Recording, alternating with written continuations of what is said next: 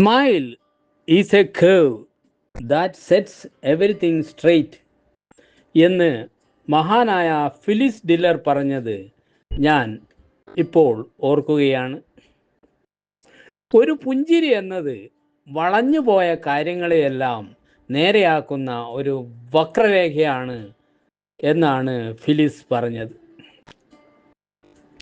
പ്രിയമുള്ള സുഹൃത്തുക്കളെ, സഹോദരി സഹോദരന്മാരെ, നിങ്ങൾക്കെല്ലാവർക്കും എൻ്റെ നമസ്കാരം.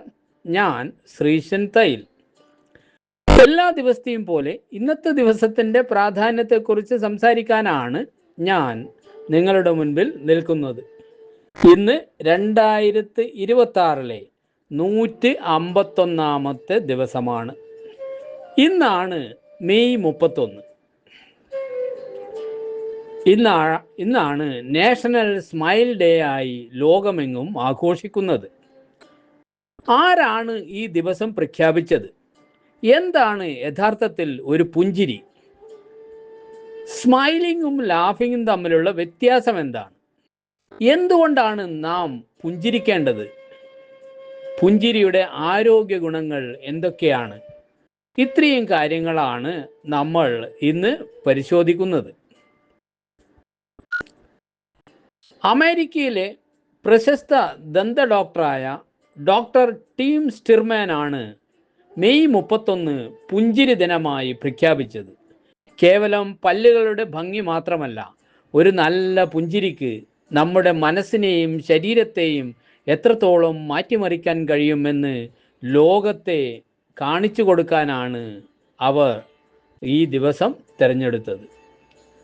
ഒക്ടോബറിലെ വേൾഡ് സ്മൈൽ ഡേയിൽ നിന്നും വ്യത്യസ്തമായി വേനലിൻ്റെ തുടക്കത്തിൽ എല്ലാവരിലും പോസിറ്റീവ് ഊർജം നിറക്കുക എന്നതായിരുന്നു സ്റ്റിർമാൻ്റെ ലക്ഷ്യം. എന്താണ് യഥാർത്ഥത്തിൽ ഒരു പുഞ്ചിരി എന്ന് നോക്കണ്ടേ? ചുണ്ടുകളുടെ ഇരുവശങ്ങളും മുകളിലേക്ക് ഉയരുമ്പോൾ മുഖത്തുണ്ടാകുന്ന ഒരു ഭാവം മാത്രമല്ല പുഞ്ചിരി, അത് ആത്മാവിൻ്റെ പ്രകാശമാണ്. ഹൃദയത്തിൽ നിന്ന് പുറപ്പെട്ട് കണ്ണുകളിലൂടെ തിളങ്ങി ചുണ്ടുകളിലൂടെ പുറത്തു വരുന്ന ദൈവികമായ ഒരു ഭാഷയാണത്. പലരും ചോദിക്കാറുണ്ട്, എന്താണ് പുഞ്ചിരിയും ചിരിയും തമ്മിലുള്ള വ്യത്യാസം? പുഞ്ചിരി എന്നത് ശാന്തവും നിശബ്ദവുമായ ഒരവസ്ഥയാണ്. അത് മനസ്സിൻ്റെ സംതൃപ്തിയെയും സ്നേഹത്തെയും കാണിക്കുന്നു. എന്നാൽ ചിരി അല്ലെങ്കിൽ പൊട്ടിച്ചിരി എന്നത് ശബ്ദത്തോടു കൂടി ഉള്ളതാണ്. അതൊരു പെട്ടെന്നുള്ള വികാര പ്രകടനമാണ്. പുഞ്ചിരി ഒരു മെഴുകുതിരി വെളിച്ചം പോലെ സദാ പ്രകാശിച്ച് നിൽക്കുമ്പോൾ, ലാഫിംഗ് എന്നത് ഒരു പടക്കം പോലെ പൊട്ടുന്നത് പോലെയാണ്. രണ്ടും നല്ലതാണെങ്കിലും പുഞ്ചിരിയാണ് കൂടുതൽ ആഴമുള്ളത്. എന്തുകൊണ്ടാണ് നാം പുഞ്ചിരിക്കേണ്ടത്? അതിൻ്റെ ആരോഗ്യ ഗുണങ്ങൾ എന്തൊക്കെയാണെന്ന് നമുക്ക് നോക്കണ്ടേ? നാം ചിരിക്കുമ്പോൾ തലച്ചോർ ചില അത്ഭുത ഹോർമോണുകൾ പുറപ്പെടുവിക്കുന്നു.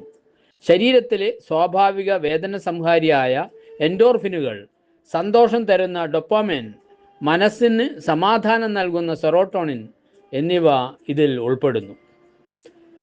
പുഞ്ചിരിയുടെ ആരോഗ്യ ഗുണങ്ങൾ എന്തൊക്കെയാണെന്ന് നോക്കാം. നിങ്ങൾ വെറുതെ ഒന്ന് പുഞ്ചിരിക്കുമ്പോൾ നിങ്ങളുടെ രക്തസമ്മർദ്ദം കുറയുന്നു, ഹൃദയമിടിപ്പ് സാധാരണ നിലയിലാകുന്നു, മാനസിക സമ്മർദ്ദം ഉണ്ടാക്കുന്ന കോർട്ടിസോൾ ഹോർമോണുകൾ കുറയുന്നത് വഴി ശരീരത്തിൻ്റെ രോഗപ്രതിരോധ ശേഷി ഇരട്ടിയായി വർദ്ധിക്കുന്നു. അതുകൊണ്ട് തന്നെയാണ് ചിരിയാണ് ഏറ്റവും നല്ല മരുന്ന്, laughter is the best medicine എന്ന് പറയുന്നത്.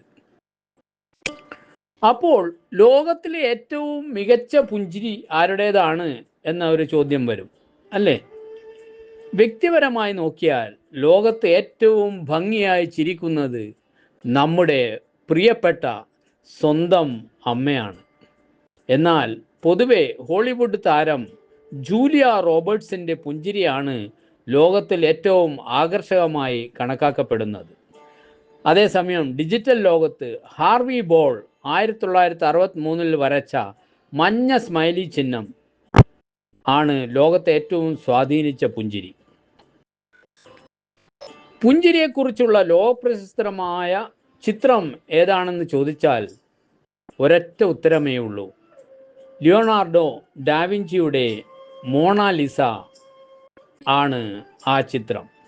ആ ചിത്രത്തിലെ നിഗൂഢമായ പുഞ്ചിരിക്ക് 500 വർഷത്തിലധികം പഴക്കമുണ്ട്. നിങ്ങൾ അവളുടെ കണ്ണുകളിലേക്ക് നോക്കുമ്പോൾ ആ പുഞ്ചിരി കൂടുതൽ ആഴമുള്ളതായി തോന്നും. ഈ ചിത്രത്തിൻ്റെ വില ഏകദേശം 8300 കോടിയോളം ഇന്ത്യൻ രൂപയ്ക്ക് മുകളിലാണ്. പ്രിയപ്പെട്ടവരെ, നമ്മുടെ ചുറ്റും നോക്കൂ. ചില ആളുകൾ എന്തുകൊണ്ട് ഒട്ടും പുഞ്ചിരിക്കാറില്ല? അത് അവർക്ക് സന്തോഷമില്ലാത്തത് കൊണ്ട് മാത്രമല്ല. ചിലർ കടുത്ത മാനസിക ആഘാതങ്ങൾ അനുഭവിക്കുന്നവരാകാം, അല്ലെങ്കിൽ അന്തർമുഖത്വം ഉള്ളവരാകാം. മുഖത്തെ പേശികളെ തളർത്തുന്ന മോബിയസ് സിൻഡ്രോം പോലുള്ള ശാരീരിക അവസ്ഥകൾ ഉള്ളവരും ചിരിക്കാതിരിക്കാറുണ്ട്. അവരെ നാം കുറ്റപ്പെടുത്തരുത്. പകരം നമ്മുടെ പുഞ്ചിരി കൊണ്ട് അവരെ ചേർത്ത് പിടിക്കണം. പുഞ്ചിരിയെക്കുറിച്ച് ഓർക്കുമ്പോൾ ഞാൻ അടുത്ത് വായിച്ചൊരു കഥയാണ് എനിക്ക് ഓർമ്മ വരുന്നത്. പണ്ട് ഒരു ഗ്രാമത്തിൽ എപ്പോഴും ദേഷ്യപ്പെട്ടിരിക്കുന്ന ഗൗരവക്കാരനായ ഒരു ധനികനുണ്ടായിരുന്നു. അയാൾ ആരോടും ചിരിക്കാറില്ലായിരുന്നു. ഒരു ദിവസം ഒരു ചെറിയ പെൺകുട്ടി വഴിയിലൂടെ നടന്നു പോകുമ്പോൾ ഈ ധനികൻ്റെ മുഖത്ത് നോക്കി നിഷ്കളങ്കമായി ഒന്ന് പുഞ്ചിരിച്ചു. അവളുടെ ആ ചിരി അയാളുടെ കല്ലായ ഹൃദയത്തെ അലിയിപ്പിച്ചു.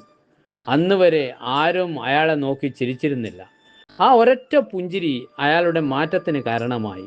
അയാൾ ഗ്രാമത്തിലുള്ളവരോടെല്ലാം സ്നേഹത്തോടെ പെരുമാറാൻ തുടങ്ങി. എന്താണ് ഈ കഥയുടെ ഗുണപാഠം സുഹൃത്തുക്കളെ? നിങ്ങളുടെ ഒരു ചെറിയ പുഞ്ചിരിക്ക് ഒരു മനുഷ്യൻ്റെ ജീവിതത്തെയും അയാളുടെ ലോകത്തെയും മാറ്റിമറിക്കാൻ കഴിയും എന്നല്ലേ? മദർ തെരേസ ഒരിക്കൽ പറഞ്ഞിട്ടുണ്ട്, സമാധാനം ആരംഭിക്കുന്നത് ഒരു പുഞ്ചിരിയിൽ നിന്നാണ് എന്ന്. ഒരു പുഞ്ചിരി എന്നത് നിങ്ങളുടെ മുഖത്തെ ജനാലയിലൂടെ നിങ്ങളുടെ ഹൃദയം വീട്ടിലുണ്ടെന്ന് മറ്റുള്ളവരെ അറിയിക്കുന്ന വെളിച്ചമാണ്. ഒരു പുഞ്ചിരി ഒരു കണ്ണാടി പോലെയാണ്. നിങ്ങൾ ലോകത്തെ നോക്കി പുഞ്ചിരിച്ചാൽ ലോകം നിങ്ങളെ നോക്കിയും പുഞ്ചിരിക്കും. പ്രിയപ്പെട്ട സുഹൃത്തുക്കളെ, നമുക്ക് ചുറ്റുമുള്ള സമ്പാദ്യങ്ങളെല്ലാം ഒരുപക്ഷെ നാളെ ഇല്ലാതായേക്കാം. എന്നാൽ നമ്മുടെ മുഖത്തെ പുഞ്ചിരി ആർക്കും കവർന്നെടുക്കാൻ കഴിയില്ല. പണമൊന്നും ചെലവില്ലാതെ നമുക്ക് മറ്റുള്ളവർക്ക് നൽകാൻ കഴിയുന്ന ഏറ്റവും വലിയ ദാനമാണ് ഈ മഹത്തായ പുഞ്ചിരി.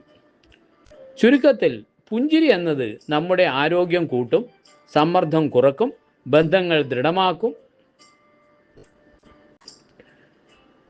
നിങ്ങളുടെ പുഞ്ചിരിക്ക് നിങ്ങളുടെ കുടുംബത്തിലും സമൂഹത്തിലും അതിലും വലിയ മൂല്യം സൃഷ്ടിക്കാൻ കഴിയും. ഈ പ്രസംഗം കേട്ട് കഴിഞ്ഞ് നിങ്ങൾ ഇവിടുന്ന് പുറത്തേക്ക് പോകുമ്പോൾ നിങ്ങളുടെ മുന്നിൽ വരുന്ന ആദ്യത്തെ വ്യക്തിയെ നോക്കി, അത് നിങ്ങളുടെ ഭാര്യയാവട്ടെ, ബന്ധുവാകട്ടെ, കുട്ടികളാവട്ടെ, അല്ലെങ്കിൽ ഒരു സുഹൃത്താവട്ടെ, അല്ലെങ്കിൽ ഒരു അപരിചിതനാവട്ടെ, ഹൃദയം തുറന്ന് ഒന്ന് പുഞ്ചിരിക്കുക. ആ പോസിറ്റീവ് ഊർജം ഇന്നു മുതൽ നമ്മുടെ സമൂഹത്തിൽ പടരട്ടെ. Keep smiling. എപ്പോഴും പുഞ്ചിരിക്കൂ, ആരോഗ്യമുള്ളവരായിരിക്കൂ. എല്ലാവർക്കും ഒരു ഹാപ്പി സ്മൈൽ ഡേ ആശംസിച്ചുകൊണ്ട് ഞാൻ എൻ്റെ വാക്കുകൾ ഉപസംഹരിക്കുന്നു. ഇത്രയും നേരം ഈ ചെറു പ്രസംഗം കേട്ട നിങ്ങളോട് സ്നേഹത്തിൻ്റെ ഭാഷയിൽ നന്ദി പറയുന്നു. ശ്രീശൻ തയ്യിൽ.